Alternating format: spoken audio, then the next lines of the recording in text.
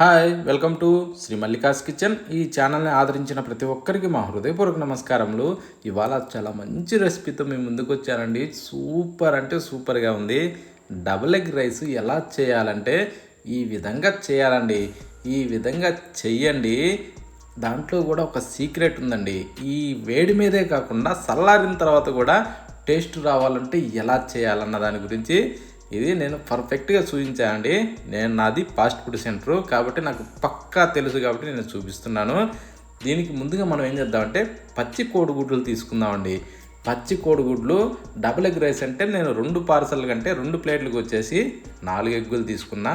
ఈ రైస్ కూడా మనం వండి రెడీ చేసిన తర్వాత దీన్ని కొంచెం ఆరనివ్వాలండి. అంటే ఉంటలు లేకుండా ఇలా పొళ్ళుగా వచ్చే విధంగా మనం రైస్ తయారు చేసుకోవాలి. అది మెయిన్ పాయింట్.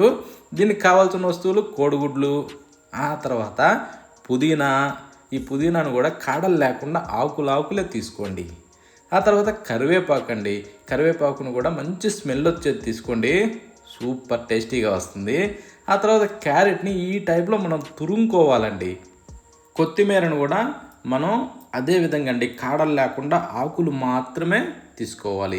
తీసుకున్న తర్వాత ఇప్పుడు 2 పచ్చిమిరపకాయలని ఇలా చిన్నగా కట్ చేసి రెడీ చేసి పెట్టుకొని, ఇప్పుడు ఉల్లిగడ్డను కూడా నేనైతే ఒక్క గడ్డని కొంచెం చిన్న ముక్కలుగా కట్ చేశానండి. కొంచెం ఎక్కువ తక్కువైనా వేసుకోవచ్చండి. వీటి ఫ్లేవర్ సూపర్గా ఉంటుంది తింటుంటే, పంటి కింద పడుతుంటే. ఇప్పుడు ఇవన్నీ పక్కన పెట్టేసి స్టవ్ ఆన్ చేసి ఒక ప్యాన్ పెట్టుకొని దాంట్లో ఒక 2 గంటలు ఆయిల్ వేసుకునేసి ఇప్పుడు పచ్చి కోడిగుడ్లని కొట్టి దాంట్లో పోసుకోవాలండి. ఈ విధంగా ఏంటంటే 4 గుడ్లని సేమ్ అదేవిధంగా కొట్టి పోసుకునేటప్పుడు ఆ పెంకులు అన్నది పడకుండా చూసుకోవాలండి. అది మాత్రం ఖచ్చితంగా ఫాలో అవ్వండి.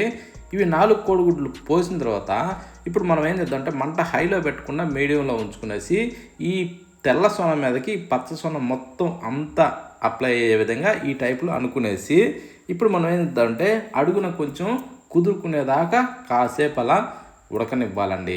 అప్పుడేమవుద్దంటే కోడిగుడ్డు చెక్కులాగా అడుగున తయారవుతుంది. అప్పుడు ఆ తర్వాత మనం తిరగేసుకోవాలి. తిరగేసుకుంటూ దీన్ని 2 వైపులా బాగా వేగనివ్వాలండి. ఈ టైప్ మనం 2 వైపులా తిరగేసుకుంటూ బాగా వేగనిస్తే రుచి చాలా బాగుంటుందండి. కాకపోతే ఏంటంటే మనకి అచ్చులుగా కావాలంటే మాత్రం కొంచెం మనం కట్ చేసుకునేటప్పుడు కొంచెం లైట్గా పెద్ద బిల్లల టైప్లో కట్ చేసుకోవాలండి. లేదు రైస్ మొత్తానికి స్ప్రెడ్ అవ్వాలి అంటే ఇది మొత్తం రైస్ మొత్తం చిన్న రవ్వలకైనా పర్వాలేదు బాగా కలవాలి అనుకుంటే మాత్రం దీన్ని చెదురు చేసేయాలండి. కానీ ఇందులోకి అయితే బిల్లలుగా ఉంటేనే సూపర్ టేస్టీగా ఉంటుంది. ఇప్పుడు ఇందాక మనం కట్ చేసి పెట్టుకున్న ఆ ఉల్లిపాయ ముక్కల్ని దీంట్లో వేసుకొని ఆ తర్వాత పచ్చిమిరపకాయ ముక్కలు కూడా వేసేసుకోవాలండి. అల్లం వెల్లుల్లి పేస్టు కొద్దిగా వేసుకుందామండి, మరీ ఎక్కువ అవసరం లేదు. అంటే ఒక సగం టేబుల్ స్పూన్ వరకు వేసుకునేసి ఈ అల్లం పేస్ట్ అనేది కొంచెం పచ్చి వాసన పోయేదాకా అలా కొంచెం కలుపుతూ వేగనివ్వాలండి. ఓకేనా? అది వేగేలోపు ఈ ఆనియన్ కానీ పచ్చిమిరపకాయ కానీ ఇవన్నీ కూడా పూర్తిగా వేగిపోతే కోడిగుడ్డు కూడా సూపర్గా ఫ్రై అయిపోద్ది. ఈ టైప్ మనకి అన్నీ వేగాల. ఓకేనా? ఈ టైప్ వేగిన తర్వాత ఇప్పుడు మనం ఏదైతే ఇందాక రైస్ రెడీ చేసి పెట్టుకున్నామో ఆ రైస్ని దీంట్లో వేసుకోవాలండి. కొంచెం ఆరనిచ్చి వేసుకుంటేనే రైసు చాలా బాగుంటుందండి ఈ ఫ్రైడ్ రైస్ తయారు చేయడానికి. లేదా ఆరకుండా అప్పుడే వండిన దాన్ని వేడి మీద వేస్తే మాత్రం కొంచెం ఉంటలుగా ఉంటుంది. ఇప్పుడు దీంట్లో తురిమి పెట్టుకున్న క్యారెట్ వేసుకునేసి ఈ టైప్లో మనం బాగా తిరగేసుకుంటూ కొంచెం ఫ్రై చేయాలండి. ఓకేనా? ఈ రైస్ని కూడా కొంచెం ఫ్రై చేస్తే ఈ రైస్లో ఉన్న నెమ్ము కాస్త పీల్ చేసుకునేసి ఈ రైస్కి కాస్త ఆయిల్ పట్టద్దండి. అప్పుడు ఏంటంటే రుచి చాలా బాగుంటుంది. అందుకోసం అని చెప్పేసి అలా చేసుకోవాలి. ఇప్పుడు కట్ చేసిన కరివేపాకు, ఆ తర్వాత రుచికి సరిపడా సాల్టు ఇవన్నీ వేసుకోవాలి. ఆ తర్వాత ఇప్పుడు మనం చేద్దామంటే కారం వేసుకుందామండి. కారం కూడా స్పైసీ ఎంత అవసరమో అంత వేసుకునేసి కొద్దిగా ధనియాల పొడి, గరం మసాలా 1 టేబుల్ స్పూన్ వేసుకోవాలండి. వేసాక మిరియాల పొడి సగం టేబుల్ స్పూన్ వేసుకొని ఇప్పుడు ఇది టేస్టింగ్ సాల్ట్ అండి. దీన్ని ఇంకో పేరు కూడా అజినమోటో అని కూడా అంటారు. ఇప్పుడు చిటికెడు ఇంగువ కూడా అందులో వేసుకోవాలి. ఈ టేస్టింగ్ సాల్ట్ అనేది కొంచెం తక్కువగా వేసుకోవాలండి. మనం ఇంట్లో చేసుకునేది కదా. ఇప్పుడు బయట మనం రోడ్ సైడ్ చేసేటప్పుడు ఏంటంటే కొంచెం ఎక్కువగానే అన్నీ వేసుకుంటాం. ఇంట్లో చేసేటప్పుడు మాత్రం మనం ఎంత వేసుకోవాలో అంతే వేసుకుంటే ఇంట్లో పిల్లల నుంచి పెద్దవాళ్ళ వరకు అందరూ ఖచ్చితంగా తినగలరండి. ఇప్పుడు దీంట్లో కొద్దిగా సోయా సాస్ వేసుకుందాం. అంటే ఇది కూడా 1 టేబుల్ స్పూన్ అండి, మరి ఎక్కువ అవసరం లేదు.